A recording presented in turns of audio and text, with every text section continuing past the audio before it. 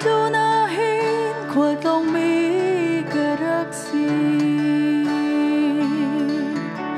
nundan ka thiam lo Giêsu tel lo chu thai ka ro mi kamol phonak an si Giêsu nang long in shwayo nang talo chu nun ka thiam lo atul na ti chu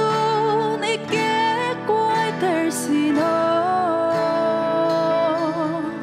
nang mai hen lo chu nun dan thiam na kum lo Giêsu na nên lòng ka tu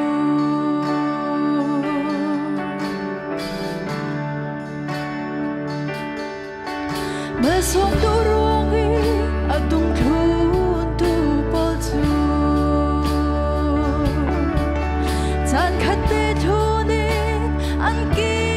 le sa theo amma son tu chun amai dang mong pani Giêsu ka kir thai lo an ti nang ta lo chu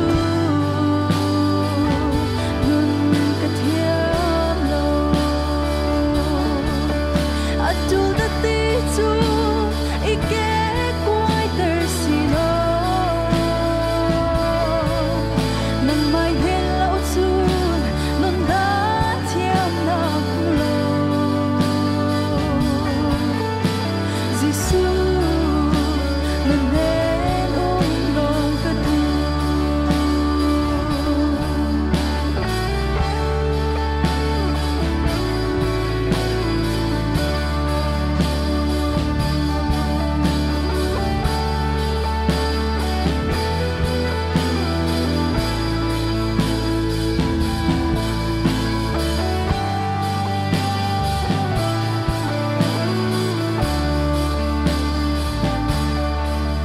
nun ti suala hi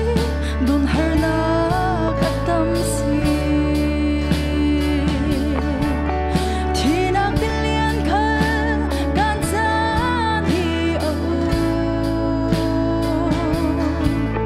ngang ngam te non da thiam thấy na thu thúc chu Giêsu i that te siang tha nang ta lo chu nun ka thiam lo atul na ti chu ike kwai ter sino nang mai den lo chu nun da thiam na kum lo Giêsu na nên lòng ka tu nang ta lo chu nun ka thiam lo atul na ti chu ike kwai ter sino nang mai den lo chu nun da thiam na kum lo Giêsu na nên lòng ka tu Giêsu